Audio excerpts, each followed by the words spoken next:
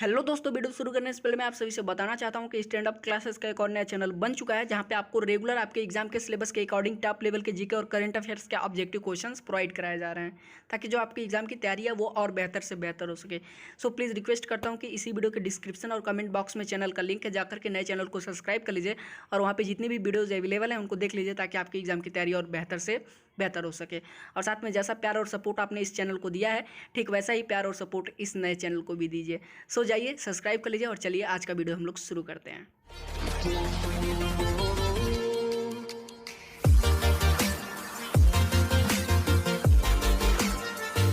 तो हेलो दोस्तों, जय हिंद। तो कैसे हैं आप सब? उम्मीद करता हूँ अच्छे होंगे।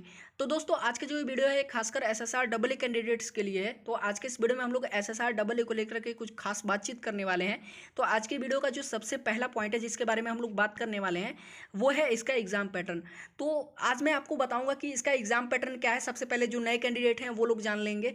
बाकी इस बार जो है एग्जाम पैटर्न में बदलाव क्या क्या हुआ है, किस तरह के क्वेश्चन सब आ रहे हैं एग्जाम में, ठीक है, या फिर अगले जो है जो आपकी वैकेंसी आएगी उस एग्जाम में जो है किस तरह के क्वेश्चन आएंगे, इसके बारे में हम लोग बात करने वाले हैं।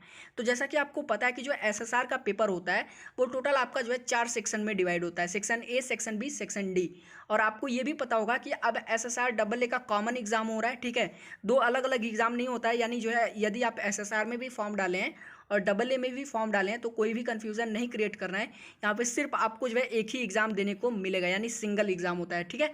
दोनों का एक कॉमन एग्जाम होता है। यदि आप जो है एग्जाम क्वालिफाई करते हैं और परसेंटेज जो है उस हिसाब से आपका बनता है, कट ऑफ के हिसाब से। यदि आप एसएसआर क्वालिफाई करते हैं तो एसएसआर में जाएंगे और यदि आपका मार्क्स अच्छा खासा है तो आप एसएसआर डबल ए दोनों क्वालिफाई करेंगे। और जो प्रायोरिटी मिलती है वो मिलती है डबल ए के लिए, ठीक है, क्योंकि जो डबल ए है वो थोड़ा सुपीरियर पोस्ट है एसएसआर से।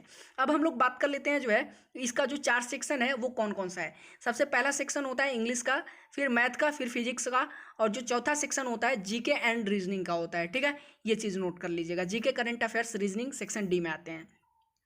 अब यहाँ पे जो ये चारों सेक्शन होते हैं ये 25 मार्क्स के होते हैं, यानी 25 मार्क्स के जो है पर सेक्शन होंगे। तो टोटल आपको जो है कितने क्वेश्चंस मिलेंगे? 100 क्वेश्चंस, ठीक है, और 100 मार्क्स के होते हैं। और जो आपको टाइमिंग मिलती है वो मिलती है 60 मिनट, यानी आपको 60 मिनट में टोटल 100 क्वेश्चंस करने होते हैं, ठीक है। अब यहाँ पे आपको सबसे बड़ी चीज़ क्या है कि आपको जो है टाइम मैनेजमेंट करना सीखना पड़ेगा यदि आप एसएसआर जो है क्वालिफाई करना चाहते हैं, एसएसआर का एग्जाम। अब बात कर लेते हैं जो है किस तरह के क्वेश्चंस अब आ रहे हैं इसमें। तो देखिए पहले क्या था, फिजिक्स में जो है न्यूमेरिकल ज़्यादा आते थे, लेकिन इस बार जो कैंडिडेट एग्जाम दिए हैं उनको पता होगा, ठीक है, इस बार फिजिक्स में न्यूमेरिकल कम आए हैं और थ्योरेटिकल क्वेश्चंस बहुत ही ज़्यादा आए हुए हैं, ठीक है। क्योंकि अभी देखिए राम स्वरूप जो आपको फिजिक्स पढ़ाते हैं, राम स्वरूप सर, ठीक है, क्या नाम है, राम स्वरूप ज्ञानी, उन्होंने खुद कहा था कि इस बार जो फिजिक्स का पेपर था, ठीक है, वो थोड़ा सा लेवल उसका चेंज हुआ है। जो न्यूमेरिकल क्वेश्चंस थे इस बार बहुत ही कम कर दिए गए थे और न्यूमेरिकल की जगह थ्योरेटिकल क्वेश्चंस ज़्यादा आ रहे हैं। तो अब मैं आपको सजेस्ट करूंगा कि न्यूमेरिकल के साथ साथ अपने जो थ्योरेटिकल क्वेश्चंस हैं उनको भी जो है अच्छी तरीके से ज़रूर तैयार कीजिएगा। तो दोस्तों अब बात कर लेते हैं अपने जीके सेक्शन को लेकर के। तो जो इस बार के एग्जाम में जीके और रीजनिंग के क्वेश्चंस थे वो काफ़ी हद तक जो है आसान आए हुए थे। तो जो लोग इस बार एग्जाम दिए हैं उनको जरूर पता होगा। बाकी बात करते हैं यदि सेक्शन ए यानी इंग्लिश वाले सेक्शन को लेकर के, तो जो इंग्लिश के क्वेश्चंस आपके एग्जाम में आते हैं वो बेहद और बेहद कॉमन लेवल के होते हैं। तो यदि आप एक सीबीएसई बोर्ड या फिर आईसीएसई बोर्ड के जो है कैंडिडेट हैं तो आप आसानी से इंग्लिश में अच्छे अंक ला सकते हैं। लेकिन यदि बात कर लेते हैं वहीं यूपी बोर्ड के जो है कैंडिडेट या फिर बिहार बोर्ड के कैंडिडेट्स को लेकर के, तो उनका कहीं ना कहीं इंग्लिश में जरूर डर रहता है, ठीक है। क्योंकि मैंने ऑलमोस्ट कैंडिडेट को देखा है यूपी बोर्ड और बिहार बोर्ड को कि वो लोग मैथ क्वालिफाई कर लेंगे, एसएसआर डबल ए का, फिजिक्स क्वालिफाई कर लेंगे, जीके क्वालिफाई कर लेंगे, लेकिन कहीं ना कहीं इंग्लिश में जाकर के उनका नंबर कम हो जाता है। और इसका सिर्फ यही एक कारण है कि जो आपका इंटरमीडिएट का सिलेबस है यूपी बोर्ड और बिहार बोर्ड का, वो कहीं ना कहीं जो है उसका लेवल बहुत ही लो है सीबीएसई और आईसीएसई के मुकाबले में, ठीक है। तो रिक्वेस्ट करता हूँ आपसे कि जितना फोकस आप अपने मैथ और फिजिक्स पे कर रहे हैं उतना ही फोकस अपने जो है इंग्लिश पर भी जरूर किया कीजिए। और यदि आप बेहतर तैयारी करना चाहते हैं इंग्लिश का तो मैं आपको एक सुझाव दूंगा कि आप डेली जो है राम सर की क्लासेस जरूर अटेंड किया करें। तो हमें नहीं लगता कि जो हमारा ये डिफेंस का इन्वायरमेंट है इसमें राम सर के अलावा इंग्लिश का कोई भी जो है बढ़िया टीचर है, क्योंकि प्रेजेंट में जो है हमें राम सर ही सबसे बेस्ट टीचर लग रहे हैं इंग्लिश के लिए। बहुत ही अच्छी तरीके से समझाते हैं। आप जो है कुछ दिन उनका क्लास अटेंड करेंगे तो अपने आप जो है सारी चीज़ें आपको समझ में आने लगेगी और बाद में आप अच्छा भी स्कोर करेंगे अपने एग्जाम में, ठीक है। तो अब बात कर लेते हैं अपने जो है सेक्शन बी, जो हमारा मैथ वाला सेक्शन है उसको लेकर के। तो जो हमारा मैथ सेक्शन है इस बार कहीं ना कहीं टफ आया हुआ था उसके क्वेश्चंस, ठीक है। तो मैथ जो है इस बार थोड़ा सा क्रिटिकल कर दिया गया था, थोड़ा सा उसके क्वेश्चंस टफ थे। और बच्चे बता रहे थे कि जो आपके मयंक अग्रवाल हैं, ठीक है, उनका भी यहाँ पे मैथ जो है कहीं ना कहीं फेल हो गया था इस बार। सो रिक्वेस्ट करता हूँ कि आपने मैथ और फिजिक्स जो कि स्कोरिंग सब्जेक्ट हैं आपके, ठीक है, मार्क्स स्कोरिंग सब्जेक्ट जो हैं मैथ और फिजिक्स हैं। इंग्लिश तो यदि आपका सही रहेगा तो आप आसानी से उसमें कर सकते हैं, लेकिन यदि जो मेहनत करने वाले सब्जेक्ट हैं जिसमें आप मेहनत करके स्कोर कर सकते हैं वो आपके मैथ और फिजिक्स हैं। तो मैथ और फिजिक्स पे आपको विशेष ध्यान देना है, ठीक है। एक चीज़ और इसमें जान लीजिए कि इसमें निगेटिव मार्किंग भी है, ठीक है। जो नए कैंडिडेट हैं उनको ये चीज़ बताना जरूरी था कि निगेटिव मार्किंग है 0.25 मार्क्स का, तो आपको ध्यान देना पड़ेगा। 60 मिनट में 100 क्वेश्चन करना है और निगेटिव मार्किंग है। यहाँ पे एक चीज़ और जो है लागू होता है कि जो एसएसआर का जो है कट ऑफ जाता है वो स्टेट वाइज जाता है, ठीक है, रिटन एग्जाम का। और जो डबल ए का कट ऑफ जाता है, जो मेरिट लगती है, ठीक है, वो ओवर ऑल इंडिया मेरिट लगती है, ठीक है। कोई स्टेट वाइज कट ऑफ नहीं जाता है डबल ए के लिए, वो ऑल इंडिया कट ऑफ जाता है डबल ए के लिए, ठीक है। अब बात कर लेते हैं जो है अपने सेकेंड, ठीक है, यानी इसका सिलेक्शन प्रोसेस क्या है, जो सेकंड पॉइंट है हमारा, ठीक है। सेकंड पॉइंट को लेकर के सिलेक्शन प्रोसेस देख लीजिए किस किस दौर से आपको होकर गुजरना पड़ेगा। सबसे पहला जो प्रोसेस है आपका फॉर्म फिलिंग के बाद जो है रिटन एग्जाम होता है। रिटन एग्जाम आप क्वालिफाई किए कट ऑफ में आए तो आपको फिजिकल के लिए जो है 12 से 15 दिन बाद बुलाया जाता है। आप जब फिजिकल क्वालिफाई कर लेते हैं, ठीक है, वहाँ से आपको सिग्नल मिल जाता है कि आप फिजिकल क्वालिफाई कर लिए हैं, ठीक है, तब आपको मेडिकल के लिए बुलाया जाता है 1 महीने बाद, ठीक है। तो 1 महीने बाद आपको समय दिया जाता है कि आप आकर के मेडिकल करवा लीजिए। तो इस बीच में जो 1 महीने का समय दिया जाता है वो क्यों दिया जाता है, वो इसलिए दिया जाता है ताकि आप अपने तरीके से अपनी जो है बॉडी चेकअप करा सकें, हर चीज़ चेकअप करा सकें, कि बाद में आपको कोई डाउट ना रह जाए कि मेरा ये चीज़ सही था और मुझे इस चीज़ के लिए जो है छांट दिया गया।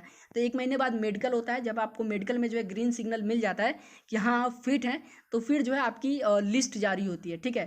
जो फाइनल लिस्ट जारी होती है वो फाइनल लिस्ट आपकी जारी होती है। और वो फाइनल लिस्ट किस लिए होती है मैं आपको बता देता हूँ। वो आईएनएस छिलका के जो है मेडिकल के लिए होती है। किसके लिए? आईएनएस छिलका के मेडिकल के लिए होती है। तो यदि सपोज डेट आपके टोटल पोस्ट जो है 500 हैं, तो उसमें कितने कैंडिडेट को जो है किया जाता है। जैसे मान लीजिए 500 अगर आप मुझे रिक्रूट करना है तो मैं आईएनएस छिलका के मेडिकल के लिए जो है 556, 560, 600 तक के जो है कैंडिडेट को बुलाते हैं वहाँ पे आईएनएस छिलका मेडिकल के लिए। तो ऐसा इसलिए होता है क्योंकि अभी क्या होता है कि कुछ लोग का जो है डाउट रहता है मेडिकल, कुछ लोग का जो है ग्रीन हो गया रहता है, यानी जो है फिट हो चुका रहता है, लेकिन फिर भी उनको रोक के रखा जाता है कि हो सकता है कि कुछ लोग ज्वाइन ना करें, ठीक है। तो ये सारी चीज़ें होती हैं। तो बाद में फाइनली जो है जो लोग एक्स्ट्रा जाते हैं उनको बाद में छांट छूट के जो है किनारे कर दिया जाता है। और फाइनल जो है जो आईएनएस छिलका के लिए जो लिस्ट जारी होती है उसमें सिर्फ जितने पोस्ट रहते हैं यानी जितनी वैकेंसी रहती हैं उतने लोगों को लिया जाता है, ठीक है। तो ये सारी चीज़ें आपकी कंफर्म हो गई हैं। बाकी मेडिकल और फिजिकल पे मैंने वीडियो बना दिया है, आप जाकर के चैनल में देख सकते हैं। सारी चीज़ों को मैंने जो है बिल्कुल अच्छी तरीके से एक्सप्लेन कर दिया है। अब बात करते हैं अपने डेट ऑफ बर्थ को लेकर के कि इस बार की जो वैकेंसी आएगी उसमें डेट ऑफ बर्थ क्या रहेगा, क्योंकि ये चीज़ मैं आपको कई बार बता भी चुका हूँ, लेकिन फिर भी बहुत सारे कैंडिडेट का डाउट है कि अगर इस बार जो है वैकेंसी अगर लेट भी होती है कुछ दिन तो क्या डेट ऑफ बर्थ चेंज होगा। तो मैं आपको बता दूं कि इस बार का डेट ऑफ बर्थ है वो बिल्कुल चेंज नहीं होगा आपको, ठीक है। आपको पूरा मौका दिया जाएगा। 1 महीने यदि वैकेंसी लेट भी होती है तो जो आपकी वैकेंसी आएगी वो पुराने वाले डेट के हिसाब से ही चलेगी, ठीक है। जो डेट पे जिस डेट पे वो रिलीज़ होती है, जो डेट चलता है उसका, ठीक है, हर 6 महीने का, उसी डेट पे जो है आपका डेट ऑफ बर्थ भी रिलीज़ किया जाएगा। तो इस बार का जो डेट ऑफ बर्थ रहने वाला है वो आप लोग नोट कर लीजिएगा, मैं आपको बता देता हूँ। तो इस बार का डेट ऑफ बर्थ रहेगा 31/1/2001 से लेकर के, ठीक है, नोट कर लीजिएगा, 31/1/2001 से लेकर के 1/2/2004 तक, ठीक है। तो इसके बीच में जो जो कैंडिडेट हैं वो लोग इस बार फॉर्म अप्लाई कर सकते हैं। अब बात करते हैं एसएसआर में कुछ परसेंटेज को लेकर के प्रॉब्लम है। बच्चे कमेंट कर रहे थे, कई बार कमेंट करके पूछा था, आप लोगों ने व्हाट्सएप मैसेज भी किया था, कॉल भी किया था कि सर क्या इस बार जो है एसएसआर का भी परसेंटेज बढ़ने वाला है। जैसा कि आपको पता होगा कि डबल ए के लिए जो परसेंटेज रिक्वायर्ड है वो अबव जो है 60% इंटरमीडिएट में आपको होना चाहिए। लेकिन क्या इस बार एसएसआर के लिए भी जो है ऐसा लागू किया जाएगा? तो आपको अभी पता होगा कि एसएसआर के लिए जो है फ्री है, यानी जो लोग सिर्फ पास है इंटरमीडिएट में वो लोग एसएसआर का फॉर्म भर सकते हैं, ठीक है। लेकिन जो आप लोग बात कर रहे हैं 60% का एसएसआर में करने का, तो अभी ऐसा कोई जो है नोटिफिकेशन नहीं है, कोई चांस नहीं है नेवी के पास कि अभी वो जो है ऐसा कुछ करे, यदि ऐसा कुछ करती है तो सबसे पहले वो आपको नोटिफिकेशन देगी कि ये चीज़ जो है ये बदलाव किया जाएगा, उसके बाद बदलाव होगा। ठीक है, तो कोई भी जो है आपको वरी होने की यहाँ पे ज़रूरत नहीं है, वरी बिल्कुल मत होइए। कुछ भी होगा तो सबसे पहले आपको नोटिफिकेशन मिलेगा। ठीक है, नेवी की तरफ से। अब बात कर लेते हैं अपने जो है पाँचवें जो कि हमारा फाइनल पॉइंट है। ठीक है, वैकेंसी को लेकर के।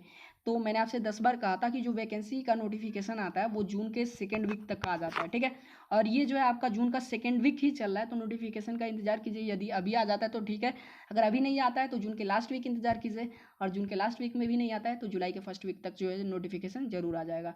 बाकी आज के क्लास में बस इतना ही। वीडियो कैसा लगा कमेंट करके जरूर बताइएगा। वीडियो पसंद आया तो प्लीज़ लाइक वाले बटन पे जो है क्लिक करके जरूर जाइएगा। ठीक है, कुछ भी कीजिए, बस लाइक वाले बटन पे क्लिक कर जरूर कीजिएगा, और वीडियो को शेयर कर दीजिएगा ताकि आपके फ्रेंड्स भी देख सकें, उनको भी जानकारी मिल सके। और साथ में चैनल पर नए तो चैनल को सब्सक्राइब जरूर कर लीजिएगा।